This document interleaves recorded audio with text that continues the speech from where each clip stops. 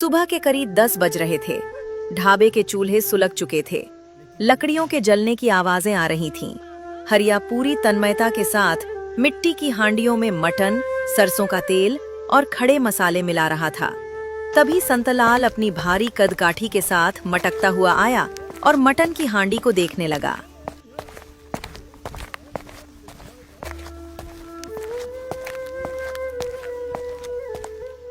अरे ओ हरिया, आज क्या बात है रे? हांडी मटन में वैसी महक क्यों नहीं आ रही? अब तक तो पूरा गांव इस खुशबू से जाग जाना चाहिए था। अभी तक एक भी ग्राहक दिखाई क्यों नहीं दिया? कहीं ऐसा तो नहीं कि अब तू भी काम चोरी करने लगा है? अरे मालिक, थोड़ा सब्र तो करो। मटन को पहले मध्यम आंच पर पकाने तो दो। जब तक इसका एक एक पीस गलेगा नहीं, जब तक हांडी के भीतर मसाले अपना रंग नहीं छोड़ेंगे, तब तक वो बात नहीं आएगी। एक बार इसे ठीक से पकने दो, फिर जैसे ही इसमें मेरी जादू वाली चुटकी का मसाला पड़ेगा, मैं कहता हूँ गांव वाले दौड़े क्या गिरते पड़ते यहाँ आएंगे। संतलाल ने एक लंबी सांस ली। उसे हरिया पर गुस्सा भी आता था और उसके हुनर से डर भी लगता था। साला तेरा यही चुटकी वाला मसाला ही मेरी जान लेकर जाएगा किसी दिन। सच बता हरिया, इसमें डालता क्या है तू? मैं मालिक हूँ इस ढाबे का, और जब लोग तेरी इतनी बड़ाई करते हैं तो मुझे सच में बुरा लगता है। दिल करता है कि काश मैं भी तेरे जैसा कारीगर होता। मालिक, आप ये क्या कह रहे हैं? सब कुछ तो आप ही का है। मैं जो कुछ कमाऊंगा वो आपका ही होगा, चाहे ज्यादा कमाऊं या थोड़ा। आखिरी हक तो आपका ही है। और ये देखिए, अब महक उठना शुरू हो गई है। अब बस आप ग्राहकों को संभालिए। जैसे ही हांडी के ऊपर लगा हुआ आटे का सील गर्म होकर महकने लगा, मटन की वो सौंधी और तीखी खुशबू गांव की गलियों में तैरने लगी।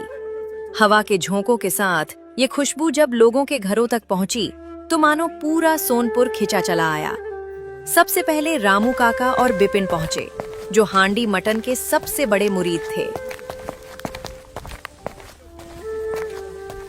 अरे संतलाल भैया, क्या महक है यार! लगता है आज जान लेकर ही छोड़ोगे। सुबह सुबह चाहे घर के कितने भी जरूरी काम भूल जाऊं, पर आपकी हांडी मटन खाना नहीं भूल सकता। इसकी खुशबू तो सीधे कलेजे को चीरती हुई जाती है। सच में यार, हरिया के हाथों में वो जादू है जो शायद इस पूरे इलाके में किसी के पास नहीं है। हरिया भाई, तुमने तो मिट्टी की हांडी में साक्षात स्वाद उतार दिया है। संतलाल के कान खड़े हो गए। उसे ये बात तीर की तरह चुभी कि लोग उसे नहीं बल्कि हरिया को श्रेय दे रहे थे। उसके चेहरे की मुस्कुराहट गायब हो गई और वो बोला, अरे भाई साहब, चुप करो और पहले खा लो। जब देखो तब हरिया हरिया। अरे जो मसाले इसमें पड़ रहे हैं वो सब मैंने ही तो लाकर दिए हैं। ये रेसिपी मैंने ही बनाई है। ये तो बस हाथ हिलाता है। लो, अब चुपचाप अपनी प्लेट पकड़ो। हरिया ने ये बातें सुनी, पर उसने अपना सिर नहीं उठाया। वो बस चुपचाप हांडी से गर्मा गर्म मटन निकालता रहा। उसे पता था कि उसकी अहमियत क्या है, लेकिन उसे अपनी मर्यादा और अपनी मजबूरी का भी ज्ञान था। उसकी बेटी बबली की दवाइयाँ इसी ढाबे की कमाई से आती थीं। वो ग्राहकों को प्लेट लगाता है, ग्राहक उस हांडी मटन को खाते हैं।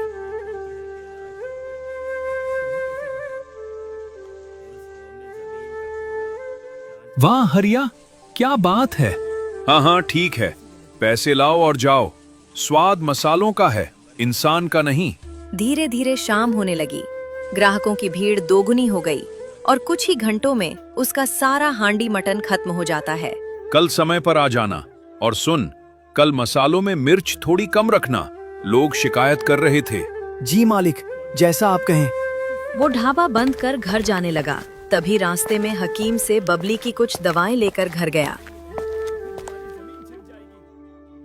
सुनो चंपा, मैं बबली के लिए नई दवाइयां लेकर आया हूँ। हकीम जी ने कहा है कि इसे रात को सोने से पहले और सुबह खाली पेट पिला देना। समय का ध्यान रखना, तभी असर करेगी। दवाई, फिर वही दवाई। हरिया, पिछले 3 महीने से तुम यही पुड़िया ला रहे हो और मैं यही पिला रही हूँ। पर क्या मेरी बेटी की हालत सुधरी? देखो इसे, ये कंकाल होती जा रही है। इसकी सांसें अब भारी होने लगी हैं। पर तुम हो कि बस वही ढाबा और वही पुरानी दवाइयां लेकर आ जाते हो। हरिया चकित रह गया। वो दिन भर आग के सामने खड़ा रहकर मटन पकाता था ताकि चंद पैसे जोड़ सके और घर लौटते ही उसे ये सुनने को मिल रहा था। चंपा, तुम तो जानती हो मेरी हालत। मैं मेहनत तो कर रहा हूं ना, दिन रात एक कर देता हूं उस संतलाल के ढाबे पर। मेरी क्या गलती है इसमें? मैं अपनी तरफ से कोई कमी नहीं छोड़ रहा। गलती तुम्हारी ही है। तुम्हारी वजह से आज मेरी बेटी की ये हालत है। तुम उस संतलाल के गुलाम बने हुए हो। वो तुम्हारी बनाई हांडी मटन बेचकर नोटों की गड्डियां गिनता है और बदले में तुम्हें ये रद्दी दवाइयों के पैसे थमा देता है। तुम उस ढाबे को छोड़ क्यों नहीं देते? जब तक तुम उस कंजूस सेठ के तलवे चाटते रहोगे, हमारी हालत ऐसी ही रहेगी। हरिया की आंखों में आंसू आ गए। उसे अपनी मेहनत का अपमान सहना पड़ा था, पर पत्नी का ये इल्जाम उसके कलेजे को चीर गया। मेरी वजह से? चंपा, मैं मेहनत ऐसे ही नहीं करता। मैं तो बस ये चाहता हूं कि घर का चूल्हा जलता रहे। तुम कहती हो मेहनत ऐसे नहीं होती, तो फिर कैसे होती है? मैं और क्या करूं? मेहनत वो होती है जिससे परिवार का भला हो। तुम रोज एक ही दवा लाते हो क्योंकि तुम्हारे पास बड़े डॉक्टर की फीस के पैसे नहीं होते। अरे, इसे किसी बड़े शहर के अस्पताल में दिखाओ, अच्छे डॉक्टर से इलाज करवाओ, तब जाकर ये ठीक होगी। क्या तुम अपनी आंखों से इसे मरते हुए देखना चाहते हो? मैं सेठ से पैसे मांगता हूं। कल ही जाकर बात करूंगा। मैंने पहले भी कई बार कहा, पर वो हर बार बहाना बना देता है। कभी कहता है कि आज खर्चा ज्यादा हो गया, कभी कहता है कल आना। वो बहुत ही पत्थर दिल इंसान है चंपा। अगर वो कल पैसे नहीं देता तो ये तुम्हारा आखिरी दिन होना चाहिए उस ढाबे पर। अगर यहाँ रहकर मेरी बेटी का इलाज नहीं हो सकता तो काम छोड़ो और शहर जाओ। वहां मजदूरी करोगे तो भी शायद इससे ज्यादा कमा लोगे। पर मैं अब और इंतजार नहीं कर सकती। मुझे अपनी बेटी की जान चाहिए, तुम्हारी वफादारी की कहानियां नहीं। परेशान मत हो चंपा, तुम सही कह रही हो। अब पानी सिर से ऊपर निकल गया है। कल मैं आखिरी बार संतलाल से पैसे मांगूंगा, अपनी मेहनत का हक मांगूंगा। अगर उसने मना किया तो कल ही मैं उस ढाबे की दहलीज छोड़ दूंगा और शहर निकल जाऊंगा। बबली को कुछ नहीं होने दूंगा। अगले दिन हरिया तेजी से ढाबे की तरफ बढ़ रहा था क्योंकि आज वो लेट हो गया था।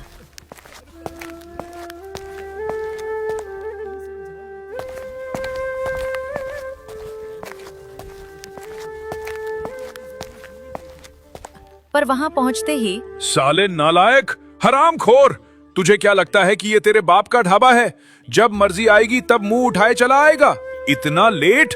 सूरज सिर पर चढ़ाया है और अभी तक चूल्हा भी नहीं सुलग पाया। अगर आज मेरे ग्राहक खाली हाथ लौटे ना तो याद रखना, मुझसे बुरा कोई नहीं होगा।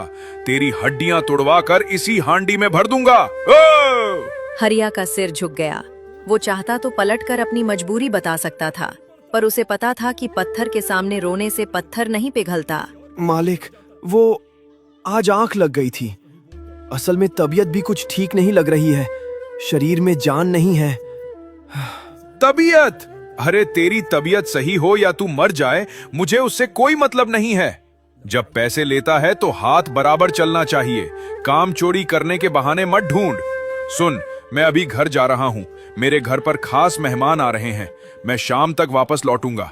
तब तक तू सारा मटन बेचेगा। और हाँ, एक पैसे की भी हेरा फेरी या चोरी मत करना। मुझे पता है कितनी प्लेटें निकलेंगी और कितना गल्ला बनेगा। मालिक, मुझे यहाँ काम करते हुए 10 साल बीत गए। इन 10 सालों में अगर मैंने कभी 1 रुपए की भी बेईमानी की हो तो आप जो कहे वो हार जाऊं। पर मालिक, आज मुझे पैसों की बहुत जरूरत है। मेरा पिछला 10 दिन का पैसा बाकी है, मुझे वो पूरा चाहिए। मेरी बेटी की हालत बहुत खराब है, उसे शहर ले जाना है। अरे, पैसे कहीं भागे जा रहे हैं क्या? पहले तू माल बेच, मैं घर जाकर देखता हूँ। अगर तिजोरी में पैसे हुए तो लेकर आऊंगा। तू इतना परेशान क्यों होता है? जा, काम पर लग। इतना कहकर संतलाल अपनी ठाठ वाली चाल चलते हुए निकल गया। हरिया समझ गया कि ये फिर से टालने की चाल है, पर उसके पास कोई चारा नहीं था। उसने भारी मन से मटन को हांडी में सजाया, सरसों का तेल डाला और अपनी जादुई चुटकी वाला मसाला मिलाकर उसे आंच पर रख दिया। दोपहर की ढलती धूप में जब हांडी मटन की खुशबू चारों ओर फैलने लगी, तभी धूल भरी सड़क से चलते हुए 2 व्यक्ति ढाबे की ओर आए। उनके पहनावे और जूते बता रहे थे कि वे शहर के बड़े बाबू हैं। वे पैदल थे, शायद उनकी गाड़ी कहीं खराब हो गई थी। भाई साहब, क्या गजब की खुशबू है। शहर के बड़े बड़े रेस्टोरेंट फेल हैं इसके आगे। ओ भाई, क्या बना रहे हो? बाबूजी, ये सोनपुर का मशहूर हांडी मटन है। बैठिए, थकान मिट जाएगी। खुशबू तो कमाल की है, पर क्या ये स्वाद में भी वैसी ही है? बाबूजी, ये सिर्फ मटन नहीं है, इसमें इस गांव की मिट्टी की सोंधी खुशबू है और एक लाचार पिता की मेहनत। मैं यहाँ का मालिक नहीं हूँ, बस एक नौकर हूँ। मेरी बेटी बीमार है और मैं उसी के लिए ये हुनर आजमाता हूँ। दोनों ग्राहकों ने एक दूसरे की ओर देखा और फिर हरिया की लगाई हुई प्लेट से पहला निवाला लिया। मटन का टुकड़ा मुंह में जाते ही मानो घुल गया। मसालों का वो तालमेल देखकर दोनों हैरान रह गए। हरिया भाई, तुम यहाँ क्या कर रहे हो? तुम्हारे हाथ में तो साक्षात अन्नपूर्णा का वास है। अगर तुम्हारा मालिक तुम्हारी कद्र नहीं करता तो तुम्हें यहाँ रहने की जरूरत नहीं है। अपनी बेटी का इलाज करो और फिर खुद का कुछ शुरू करने की सोचो। हरिया की आंखों में नमी आ गई।